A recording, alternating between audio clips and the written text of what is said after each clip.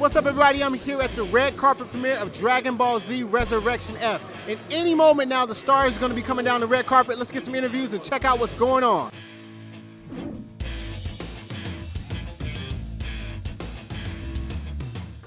There's a lot of fans who say that Goku helped them through a very tough time in their lives, and he gets them through some of the more difficult times. What does Goku use to get him through his difficult times, since you're you personally? Yeah. Well, I have used Goku, the character.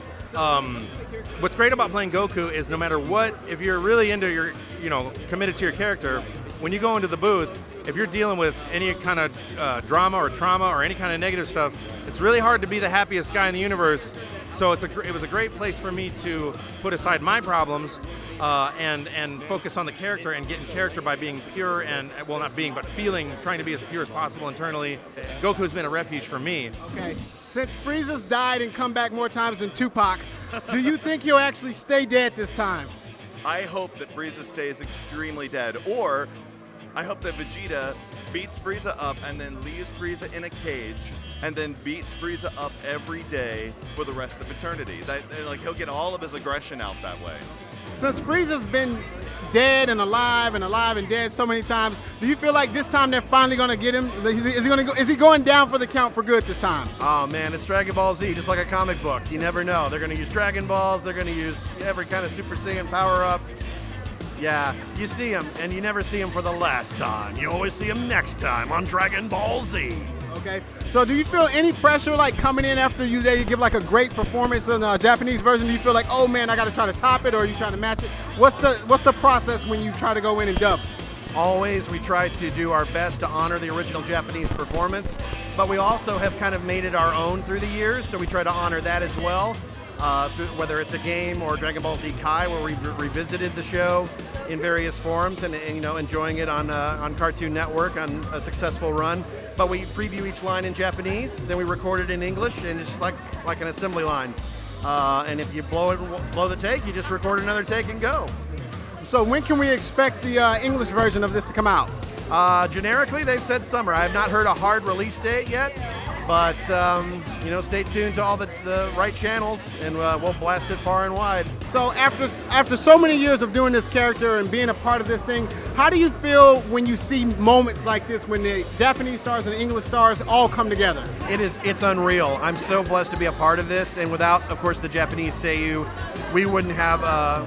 we wouldn't be where we are today. A lot of us at Funimation, we started there 15 plus years ago on the show, and here we are still working on it, whether it's a game or a new movie or, who knows what the future holds. What are you expecting from the film as far as the action this time around? I heard Battle of God was very, very good. Do you think it's going to go to a whole new level in this film? It has to. I mean, that's what Dragon Ball does. It gets bigger and bigger and bigger, and when you think it's as big as it's going to get, it has a new form. So you can't. It's unpredictable. You can predict some elements in Dragon Ball, but like I said, you thought Frieza's dead, he's back. You thought it was over 9,000, it's over 9 million. I mean, you know what I mean? It doesn't end. So I just predict it's going to be awesome. I'm really excited to see what Goku and Vegeta's relationship is in this film, and what happens with Goku and the God mode stuff, if that gets explored more. And I'm really excited about Beerus and Whis, because I love those characters. I think they're just great characters, voiced by great actors. I know you're famous for being the voice of Vegeta, but I also heard that you're the voice of Mr. Popo. Is that correct? Mr. Popo does not lie.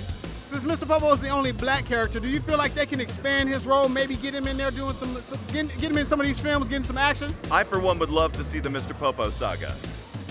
Yeah, I feel like it's never explored. I feel like there's so much there that we just never know about. Like, do you feel like he can be a character that can come to the lead? He helped train the kids. He helped train Trunks and Goten, who are easily stronger than most people on Earth. So he definitely has got some skills, and he's been around forever. All right, so whenever you're performing and it's all about powering up, when he's going to these new levels, do you have to go to a new level? Oh yeah, in fact, I had a rule for myself that I set up for myself in 1999, where I'm like, my vocals have to match the animation intensity.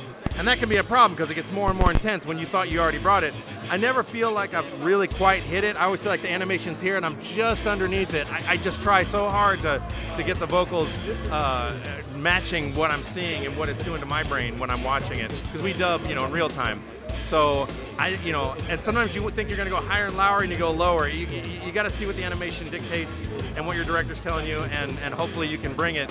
What's funny is they did that live action Dragon Ball Z feature a long time ago, and I saw they brought out this like black looking dude or whatever he looked like, and I thought, oh come on, they're gonna make him Mr. Popo because he was like huge and cool looking. I'm like, nope, it's made up a brand new character. I don't know why they did that. Yeah, and then they just turned him blue and Kai, which makes absolutely no sense to me.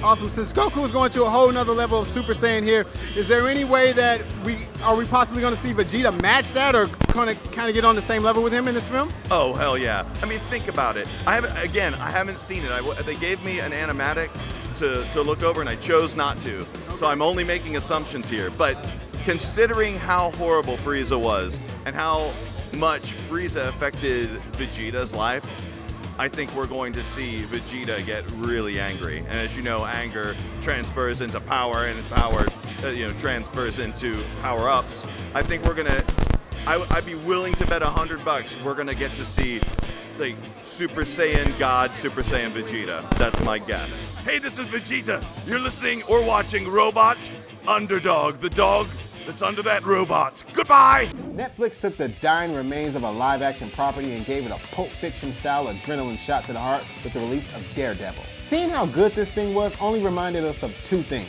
One, how did Fox this up? No, seriously, how did this up? Two, if Charlie Cox, whose previous work includes Down...